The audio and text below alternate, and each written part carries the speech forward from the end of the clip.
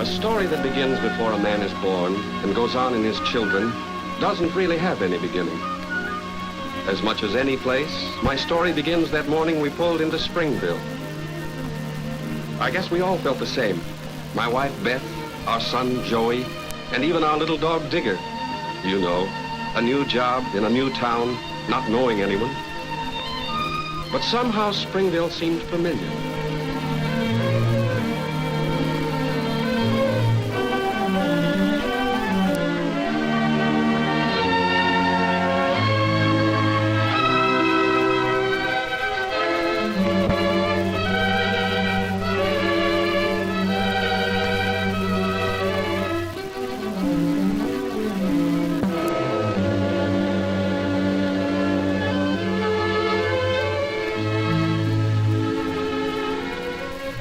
And as I watched the people, I realized that I could be glad of one thing.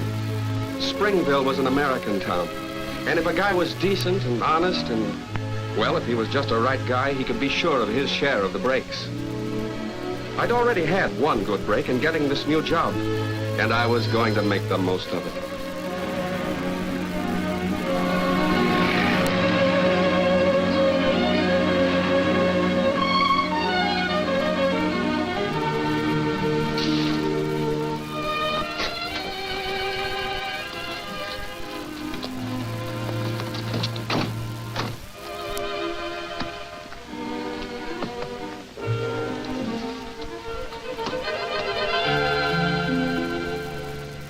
The company had helped me find a house, even though it cost almost twice what we could really afford. I'd taken the chance and put all I had into the down payment. The look on Beth's face when she saw it made me feel that I hadn't made any mistake.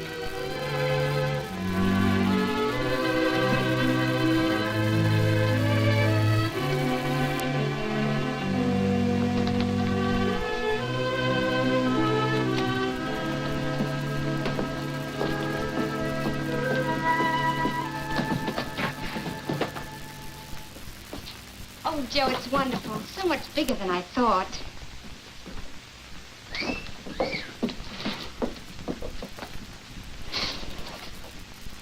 It's such a nice neighborhood. Not all those foreigners like there were on South Street. Oh, so now we're getting high-hat, are we? I seem to remember some very good friends down on South Street. Oh, no, I didn't mean it that way. It's just that it's all so wonderful and so much better for Joey. I just mean thank you, darling, for such a dream of a house. And for finding it in such a nice neighborhood. And for having such a fine new job.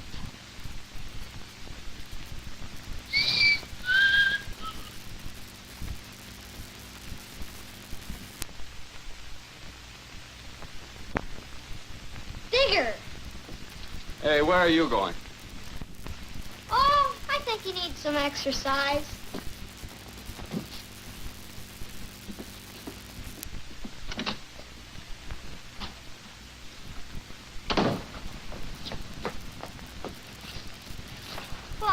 Hello. What's your name? Ellen. What's yours? Joey. Would you like to go in my backyard and play with my toys and meet my mother? Sure. It's nice to have a new neighbor. Come on. Yeah?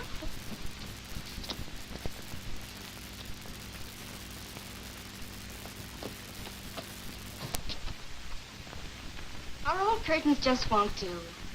I think Venetian blinds with drapes on the sides are what we'll need. And then this room is so much bigger than we had before. We'll need new furniture. Another chair there. And then a big piece against that wall. A cabinet. Or a break front. You know, we always said we'd have a break front if we had more room. Yep. That's just the ideal place for it. Hey, wait a minute. All that stuff's gonna cost money. I'm in up to my neck now, the new house, moving bill. And then we'll need new lamps. Or at least shades. And one good picture.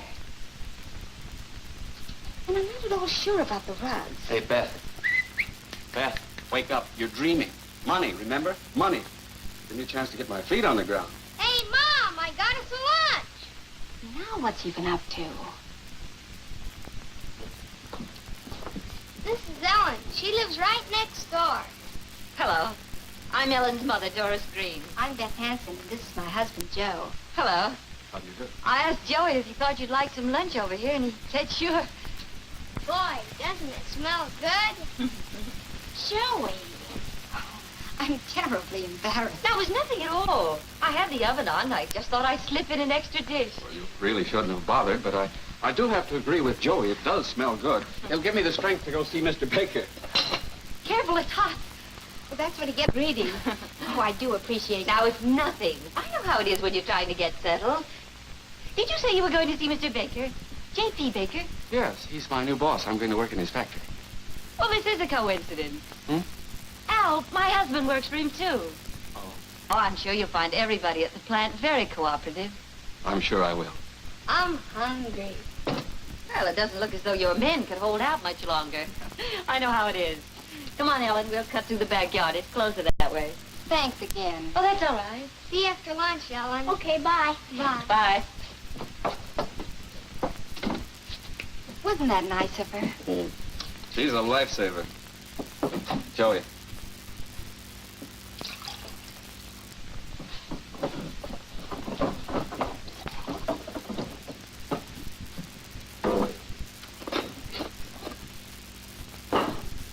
Joey.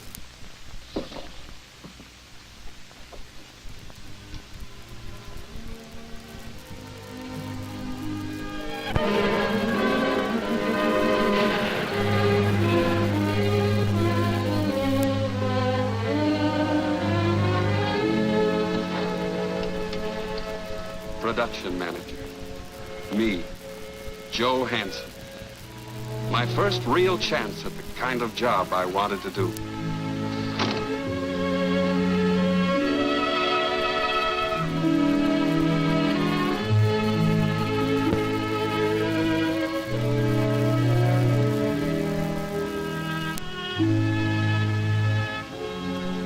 Well, what am I waiting for? Shouldn't let anybody see how nervous I am inside. Just walk in and take over. Simple.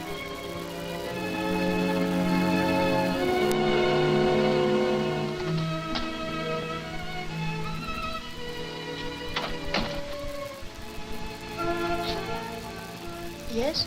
Oh, my name is Hanson, Joe Hanson. I'd like to speak to Mr. Baker. Well, Joe, you got here sooner than I expected. It's good to see you. Good to be here. Family stand the trip all right? Yes, thanks. They're fine. That's good. Well, the best thing I can do is show you the plant. Come in. This is the start of it, Joe. This is the heart of the organization, and you have direct supervision over it. I'm running the best I know how, and I'm rather proud of the way it functions. But that doesn't mean that you can't improve on it. Looks good to me. I just hope I can keep things running this smoothly. Now, you can do that with your eyes closed. I checked on your record pretty carefully, you know. I picked you because you know how to handle both machines and people. Come on. I'll show you the rest of the plant. I want to tell you about Al Green. He transferred from our Eastern branch, and I put him on temporarily as your assistant. I know picking a man's assistant is a little like picking his wife, but I had to have someone to fill in until you got here. And I must say that he's kept things humming. I have a hunch that Al is a comer. In a month or two, if you decide, we'll put him on permanently. Come on to the shipping room. Al, I've just been talking about you. This is our new production manager, Joe Hansen, Al Green. Glad you're finally here, Joe. Mr. Baker's been trying to run the whole production end by himself. Glad to meet you, Al. Mr. Baker tells me you really know the score around here. That's good. I'll need some help getting started. I like that spirit, Joe. Nobody knows all the answers. Cooperation is what makes my business tick. I'm strong for teamwork. Sounds good to me. I'll tell you what. Take the rest of the week off. Come in Monday. Thanks, Mr. Baker. I could sure use a couple of days getting settled. Oh, can I give you a lift? We're neighbors, you know. We are? Yes, we met your wife this morning. We live right next door. Well, fine. My wife's got the car today, and I certainly could use a lift. I'm glad you two are off to such a good start.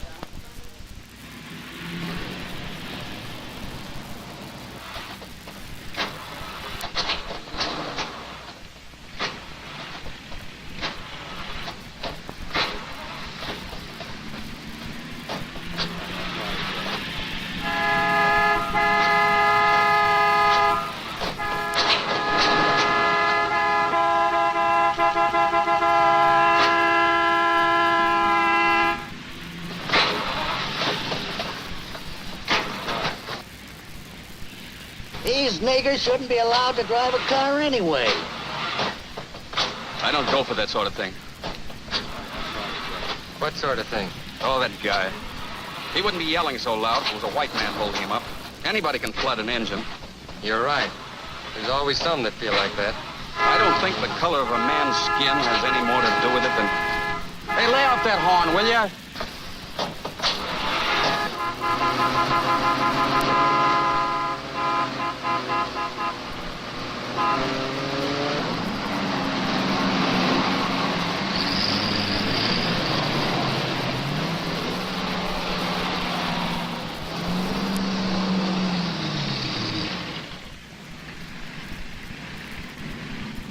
You feel pretty strongly on the subject, don't you? I guess I should have brought my soapbox. How about you, Al? Doesn't it make you sick the way people act sometimes? Sick? Yeah, that's the word for it. You see, Joe, I have to take some of it myself pretty often. You? Oh, you're kidding me. I'd like to know who could feel any prejudice against you. Lots of people.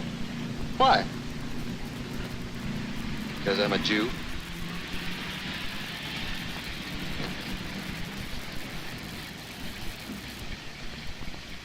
Surprised? Sure, I'm surprised. So what? Well, I thought maybe... Did it make a difference between us? Look, Al, I'm a Scandinavian Protestant. You're a Jew. We're no different than we were an hour before we knew. I got straightened out on that stuff a long time ago. Okay, Al?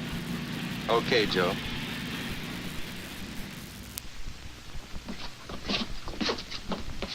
Oh, it's a wonderful house and a wonderful neighborhood. Such friendly people. Home, sweet home. Oh, easy, Joey. Say, hon, did you realize that the Greens are Jewish? Jewish? But they don't look Jewish. I know. I just didn't want you making any slips. Now, why should I make any slips? Now, don't you agree? Joey, that'll be enough of that. I'll take it easy, hon. It's just that I didn't want anything like that getting started without our realizing it. What's wrong with Jews, Daddy? Now, look, Joey. I've told you before, there's nothing wrong with Jews. They're exactly like other people. No better, no worse. Mom, can I go outside until supper? All right, Joey, just until I call you.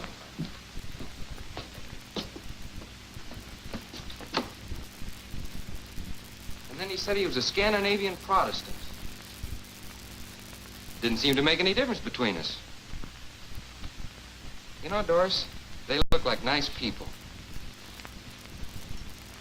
You mean they look like nice people, even though they're Gentiles? Now, you know I didn't mean it that way. There's nothing wrong with Gentiles. It's very tolerant of you to say so. Look, Doris, you know I don't really care whether they're Jews or Gentiles, just so long as we get along together. You sure you wouldn't have preferred some nice Jewish neighbors? Like your Aunt Etta and her husband? Oh, heaven forbid. I'll take the Hansons. Hi, Mom. Hi, Pop. Joey had to go to bed. Goodness, so do you young ladies. Way past your bedtime already. What's that you have? Joey and I found 2 of these on his lawn.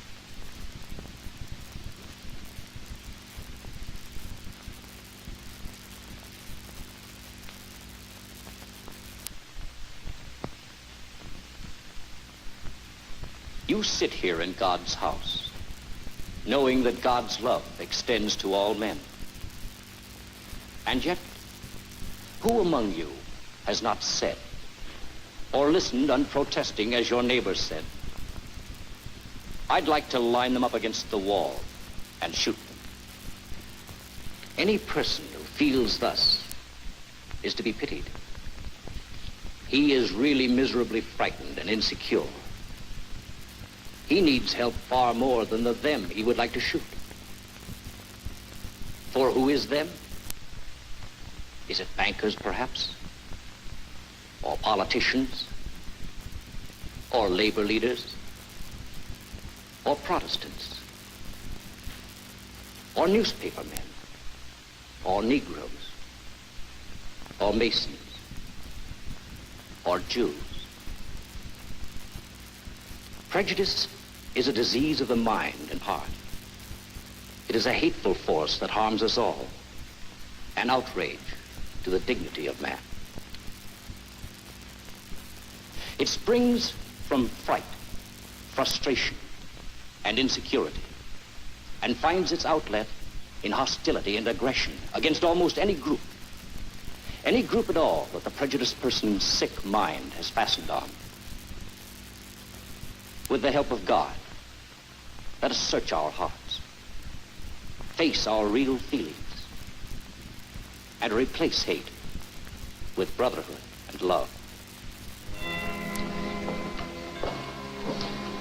I'm so glad to see you. You're new here. Yes, I'm Joe Hanson. This is Mrs. Hanson and Joey. We just moved over on Livermore Street. I'm glad to know you. I hope to see you often. Oh, we'll be here.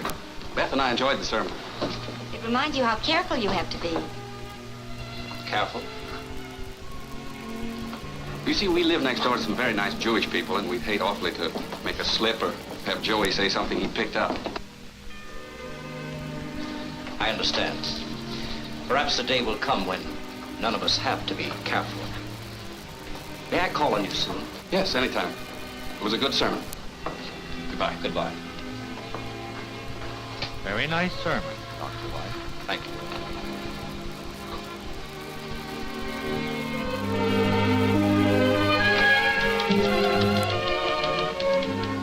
Sit down, Joe. I wanted to tell you that new technique of yours is working out fine. Production is up 10% this week. Thanks. Al was breathing down my neck all the time, making sure I didn't go wrong anywhere. Al made a point of telling me that you worked it out all by yourself. Oh, I guess we should have got our stories straight. Next time. As a matter of fact, I prefer it this way. If everyone cooperated the way you and Al do, we'd get twice as much done. Thanks, Mr. Baker.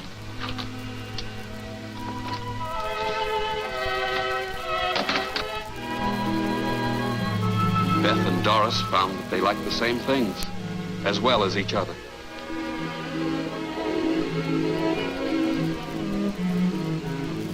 And Joey and Ellen had practically set up housekeeping. There wasn't a cloud in our sky until one day,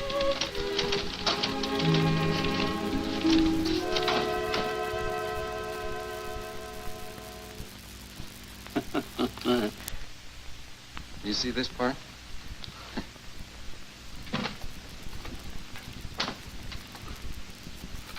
I'm sorry to be late. Something I can do? Hello, Joe.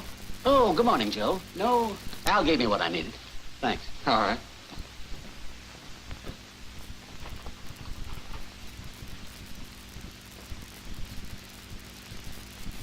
I knew Al could give him what he needed. Sometimes I wondered if Al didn't know as much about production as I did. Maybe more.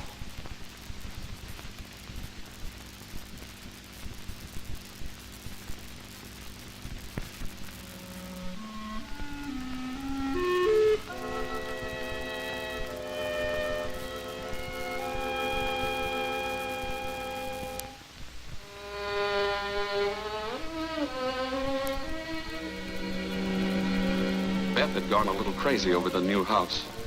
New furniture, new drapes. The old furniture simply had to be reupholstered. And always with the very best. It's cheaper in the long run to get the best. Mrs. Green's drapes are even more expensive. And after all, we may live right here the rest of our lives.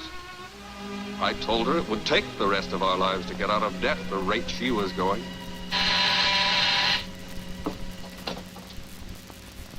Why, Dr. White. How nice. Do come in. Good evening, Mrs. Hanson. I was in the neighborhood and just thought I'd stop in for a moment. Come in, come in. Glad to see you. I can take your hat. Thank you. I've been meaning to call. My, what a pleasant room. Won't you sit down? Thank you. Well, I see that you got one of these, too. You needn't worry. We don't believe in that stuff. I know. But the trouble with many people is that there's a great difference in what they say they believe and the way they really feel. That's why this sort of thing is so dangerous. Well, I didn't drop in to talk about prejudice. I came to ask if Mrs. Hanson would consent to serve on one of our calling committees during stewardship. Joey, what's happened? Joey, what is it? Oh, we were just wrestling around. Wrestling around. Come on, tell us what it is. Well, we warned them. We're not going to have any dirty wops in our block. And then a gang of them came off the street. And we caught them and fixed them good. There won't be any more dirty Dagos up this way for a while. Where do you pick up such things? Didn't I tell you just last week that we didn't want any more of that around here? Beth and I have told him that we don't believe this way. Sometimes I think it's just born in him. No. No, that's one thing we're sure of. No child is born with a feeling of hate toward other children, no matter what their religion or nationality or color. Come on, Joey. We'll talk it over later. Excuse me. Sure. Oh. He must pick it up from the other kids. One thing I do know, he doesn't get it from Beth or me. I just don't know where he gets it. Oh, it's all around us always. But the real question is not where it comes from, but what makes it stick. Why does it spread from some people to others like an infectious disease? Yeah, but I've told Joey. I've tried. I know. But to help us understand how Joey might get it, think of the kind of things that happened to us when we were children. Well, there was a lot of feeling against the Italians where I lived. Yes, go on, Joe. What kind of feelings? Well, I don't know exactly. I remember the people who lived on the street behind our house were different from us. There were 3 kids. They had names we couldn't pronounce, so we thought they were very funny. We called them Ike, Mike, and Ole.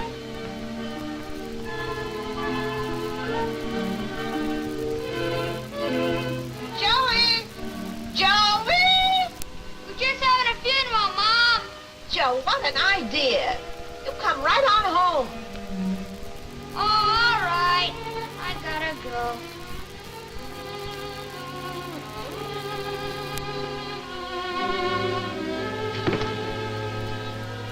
They've been getting worse all the time. All those foreigners moving into the next block.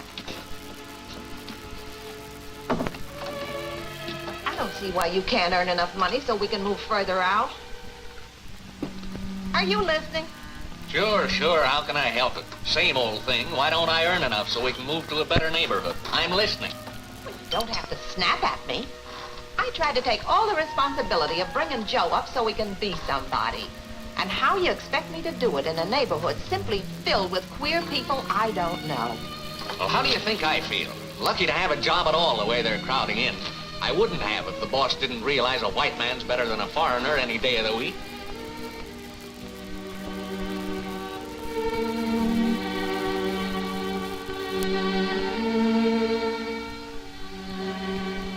Joe, how many times have I told you I don't want you playing over there at the Bruciani's? Ah, gee, Mrs. Buscini gave us some cookies. I like her. She lets us play. I don't know what I'm gonna do. The school's getting more and more of them. I tried so hard to bring you up right, I know how Mom and Dad felt. I guess they had to blame somebody for everything. Yes. Suppose Mr. Bruciani did have to work for $1 a day. Do you suppose he wanted to make things difficult for your father? Or that your father was right to hate all Italians because of it? No, he wasn't. And those Italian kids, they hadn't done anything. Try and remember some more things that can happen to kids, Joe. Well, I remember another time. She was washing down the kitchen walls, and doing a good job of it, too, I must say, when I asked her name. My name is Mrs. Abbott, she said. And what will I call you, I said. And then, as impudent as you please, she said, you can call me Mrs. Abbott. Well, I declare. Well, and what did you say to that? I looked right at her, and then and there I said, I don't call any nigger Mrs. They're getting awfully uppity these days. I think you did perfectly right. She'll get no more work from me, you may be sure. I don't blame you. And so, you see, the whole story of Jesus' life shows that he loves all of us. You, me, everyone. Miss Parker, does Jesus love Negroes too? But I just explained, Joe. Jesus loves all of us. That means everyone. And that includes Negroes, too, of course. But in spite of what the teacher said, I felt she was keeping something back. Something bad about Negroes. Maybe so bad that nobody would ever tell me. And yet neither of these groups, Italians or Negroes, had ever done anything to you, had they, Joe? No, but they did to my dad.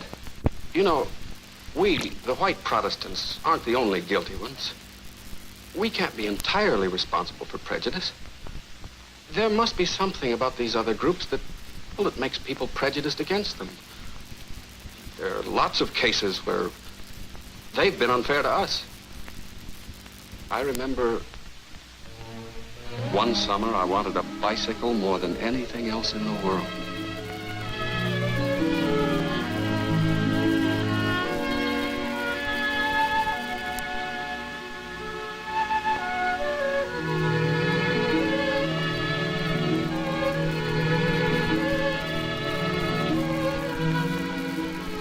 Mr. Finkelstein told me to come back the next morning. Soon I'd have my bike.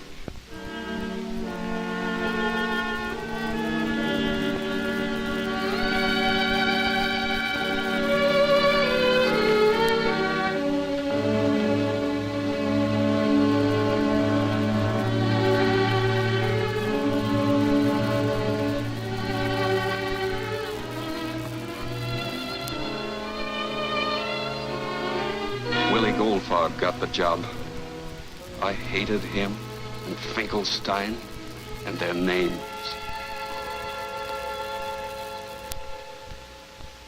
Yes, there are undesirable people in every group.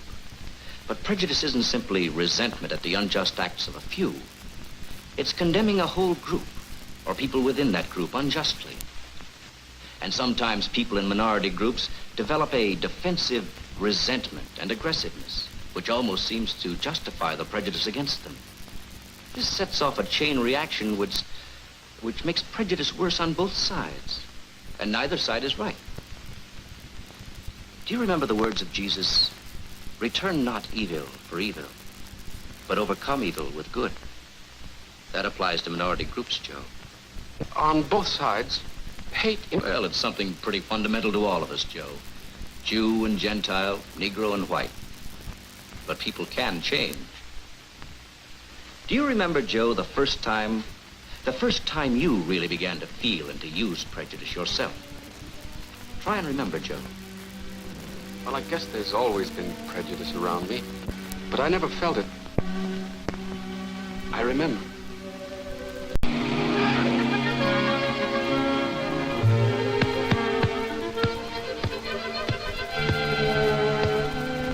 I remember how the other kids would think I was no good. They wouldn't want me. But I'd been tackled fairly, and there was nothing I could do. And then one of the gang, I remember just how he said it. The dirty Jew tackled you before you were ready. I saw him. Yeah, that was it. It wasn't my fault at all. The dirty Jew.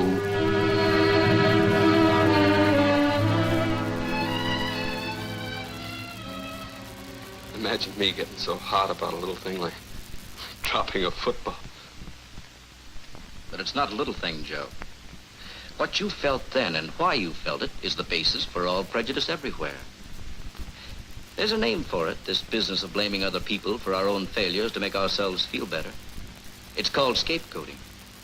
And it's easier when the people you blame belong to another group, a group you've learned to look down on. But why? Why did I do it?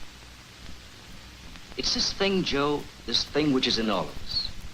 A desire to be someone, to be successful and loved and respected. And deeper than that, the fear that we may not be any of these things. We call it insecurity, but that's just a name. It's a feeling that clutches at every human heart. And in order to lose prejudice, we must lose that fear as well. But the way Joey acted tonight, it can't be the same for him as it was for me. It can't be. I've got the security that my dad didn't have. We've got this new house. It's in a fine neighborhood. I've got a wonderful job. A really swell opportunity. I've got everything I ever wanted. And do all these things make you truly secure?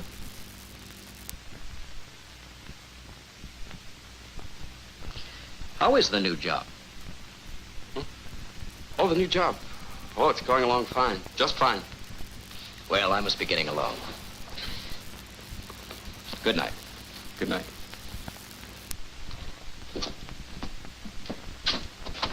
Good night again.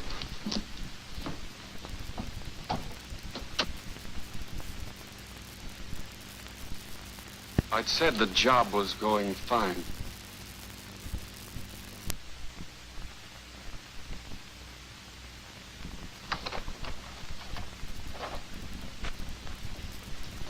Oh, what is it, Al? Joe, I've been thinking, and I think we can save some time and money by rerouting our wrapping department.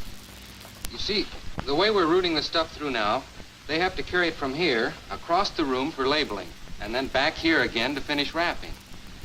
Now, if we spread these two benches a little further apart, we can set the labeling machine in between them and get out our big orders much faster. Yeah, that's right. Looks like a good idea.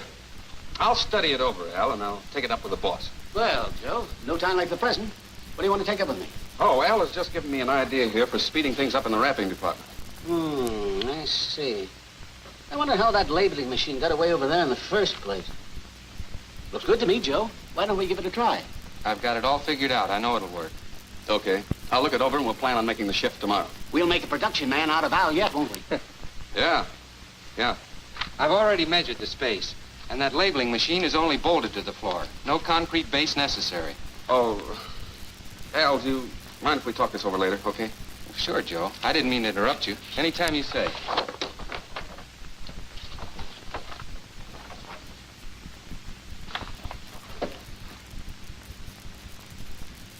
Well, Al, looks like your lucky day. The Red Sox won again. That's right. That makes it 8 straight, doesn't Oh, it? maybe the Yankees will win tomorrow. I hope so. Whoop, whoop. That's enough. Well, thanks. All right.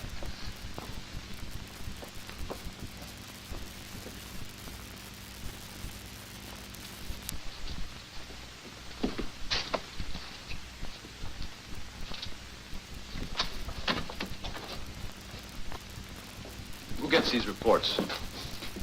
Give those to Mr. Hanson, will you? Mr. Green says you should have these reports, Mr. Hanson. Oh, Mr. Green did he? What's Mr. Green got to do with it? I'm running production around here. Yeah, I know. He acts like he's running the place. They're all alike. How do you mean? Yeah, you know how they are. They're always pushing their way into things. You give them an inch and they'll take a mile, I always say. Thanks for bringing me these. Yes, sir.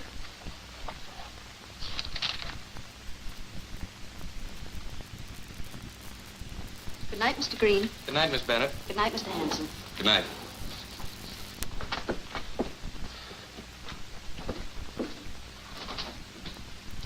Joe, why don't you let me stay and help? I'd like to do it, really. No, you go on, Al. I want to see to this stuff myself. But I hate to go off and leave you snowed under with all that. No, Al, you go on.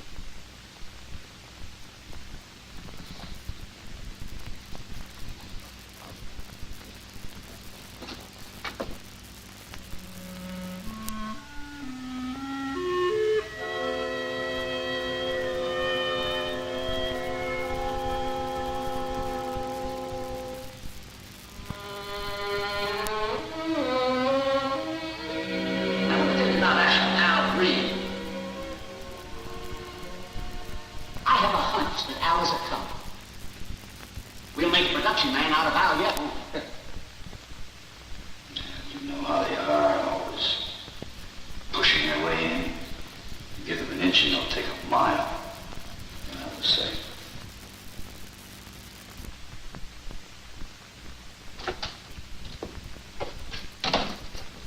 Hello, Joe.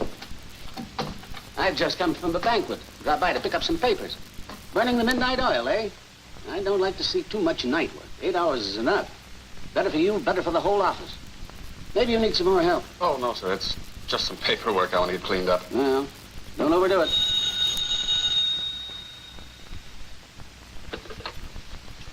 Hello. Joe, haven't you started home yet? I just can't keep dinner any longer. I won't be much longer. As soon as I can. But how always gets home for supper. I don't see why... I don't care what time Al gets home. I'm busy. Well, Al, that's all I hear. Joe, can you come in here a minute?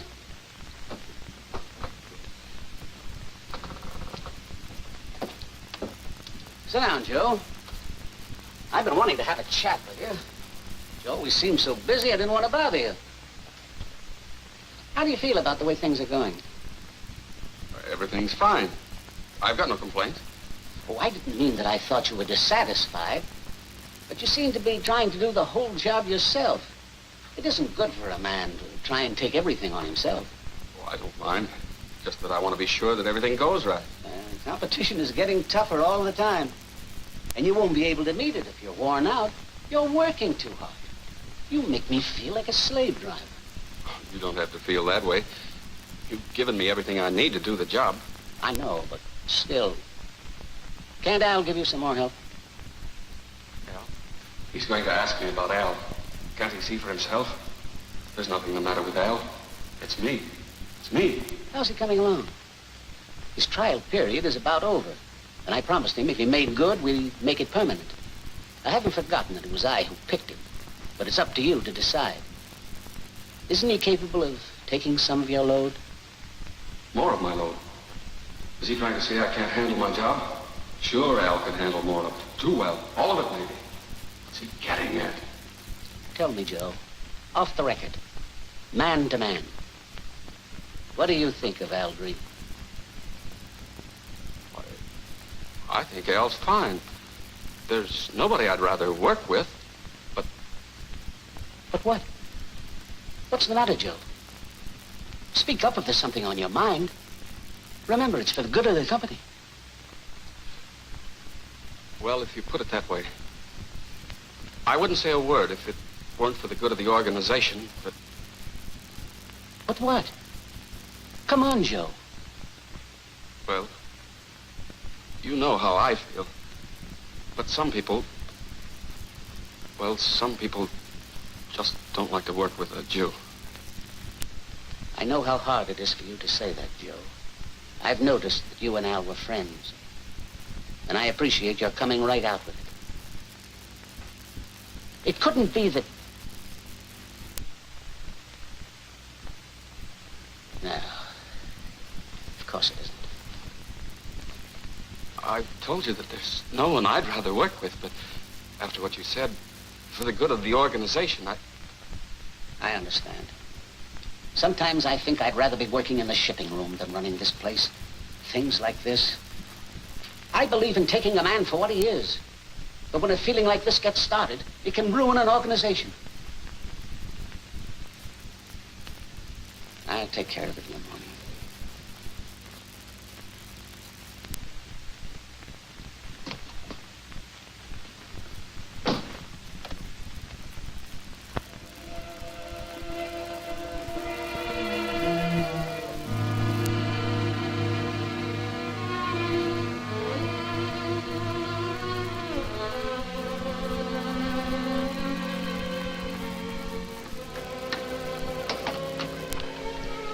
Mr. Baker would like to see you in his office, Mr. Green. Thank you.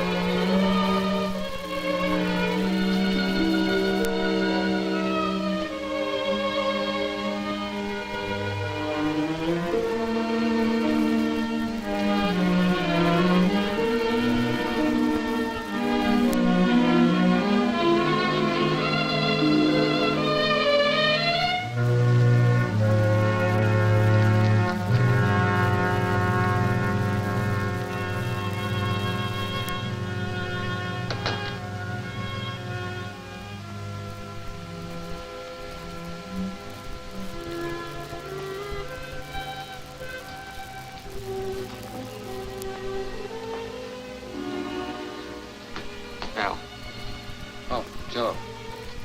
What happened, Bill? I'm leaving. Transferred again. Al, I don't know what to say. It's the old story, Joe. He tried to be nice about it. Nothing personal. Don't want to stand in your way. Problems with other people in the organization.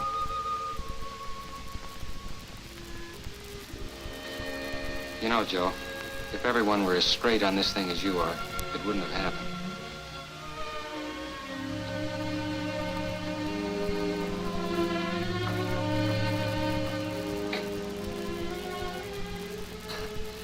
And I walked in there thinking he was going to tell me I was permanently set. Hi, Daddy. Not now, Ellen. Not now. What's the matter with Daddy? Oh, it's nothing, darling. You run outside. Mother'll explain it to you later.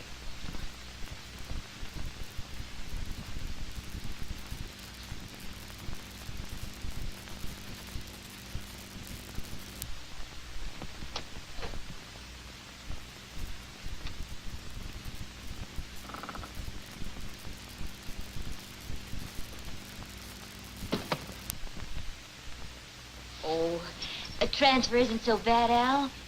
Maybe it's all for the best. I hear Penfield's a pretty nice town. They make it a crime to be born Jewish, don't they?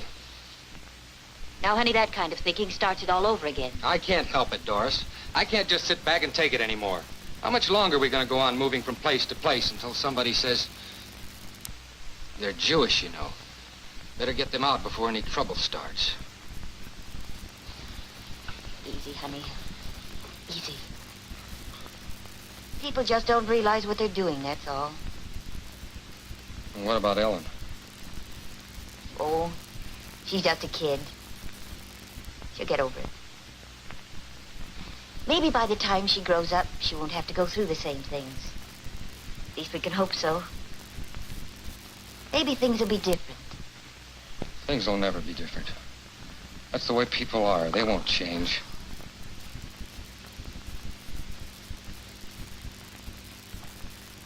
Hello, darling.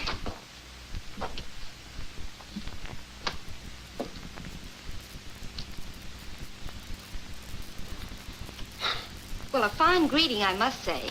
You two make a fine pair. Oh, I'm tired, Joey. Go on outside and play. I don't want to. You don't want to? Well, that's no reason. Go on out. What's the matter, Joey? Why don't you want to go out? Eddie Ferris says Swedes are dumb. He calls me a dumb Swede and he tells the other kids. And they say they don't want me and they holler at me. Joey is a dumb Swede. Joey is a dumb Swede. But Swedes aren't dumb, are they, Dad? We're not bad like the Italians and Negroes and Jews. We're not like them, are we? Are we? The boss told Al he's being transferred. You mean Al's leaving? Why? How should I know? The boss doesn't tell me what he's going to do. Well, it couldn't be. You always said he was such a good worker. Oh, dear, don't you take it so hard. You didn't have anything to do with it. What makes you think I had anything to do with it?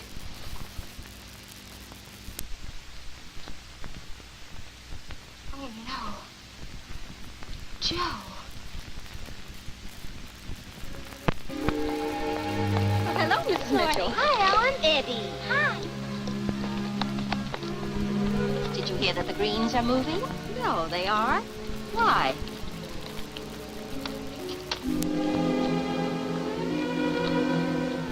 For heaven's sake. Well, you never can tell about them. Pushing into this nice neighborhood, too.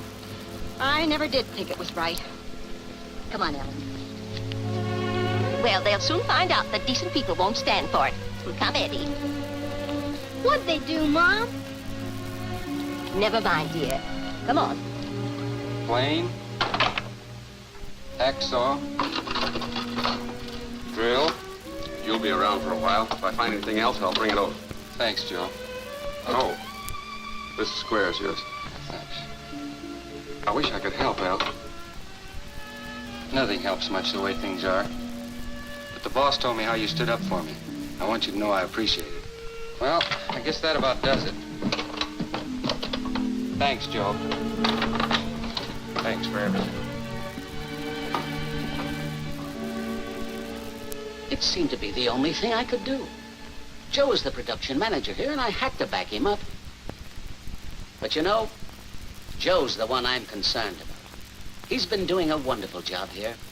But I've begun to feel that somewhere inside himself, he lacks confidence. It'll be a long time before he gets anyone to give him the help Al did. If he'd only reconsider. Is Joe afraid to have good men around him?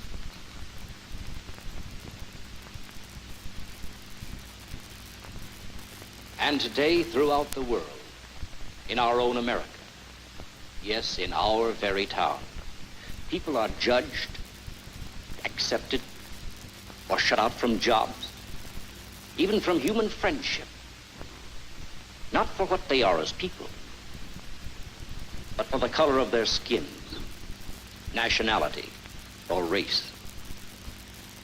And yet such discrimination is not really because of nationality, color, or race, but because of a disease called prejudice that festers in the human heart. As Christians, none of us can condone this prejudice. But which of us can say he is without it? Can you, or I? But why? Why then do we cling to this feeling that does us all harm and that none of us really want? There is a reason. That reason is fear. Fear and insecurity. The dark, unreasoned fears that begin in childhood and linger into later life. Fear that our personalities will be crushed, unloved, unwanted, and unexpressed. All men have such fears. And those of little faith turn their fears into hatred. And by belittling others, vainly try to make themselves important and secure.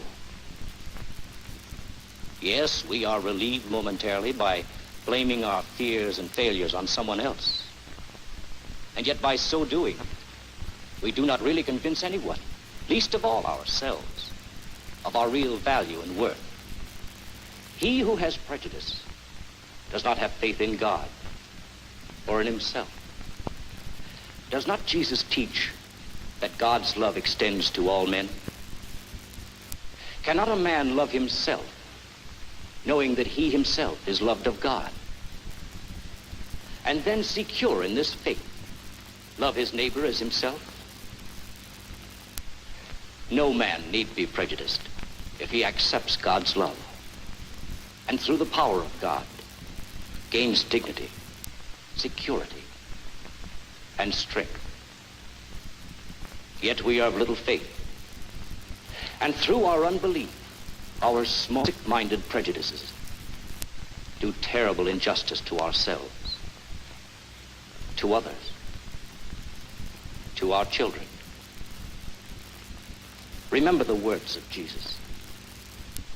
Inasmuch as ye have done it unto the least of these, ye have done it unto me. Let us pray.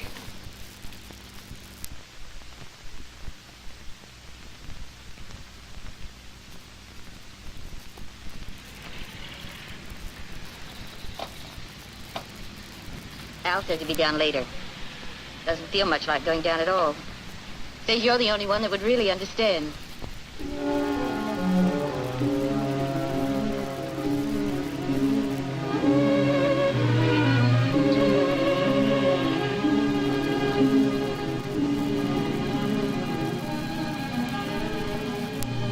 know, Joe, if everyone were as straight on this thing as you are, it wouldn't have happened. Those of little faith turn their fears into hatred.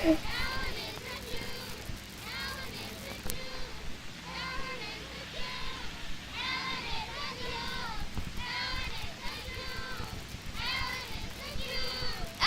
wait!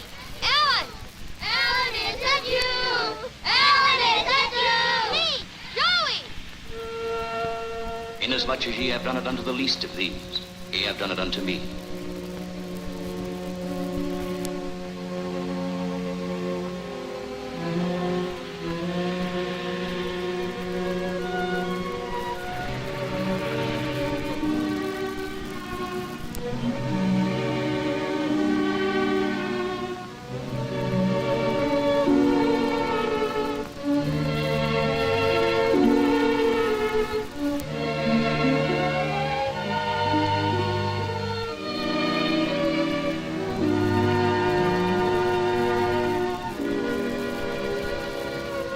No man need be prejudiced if he accepts God's love, and through the power of God gains dignity, security, and strength.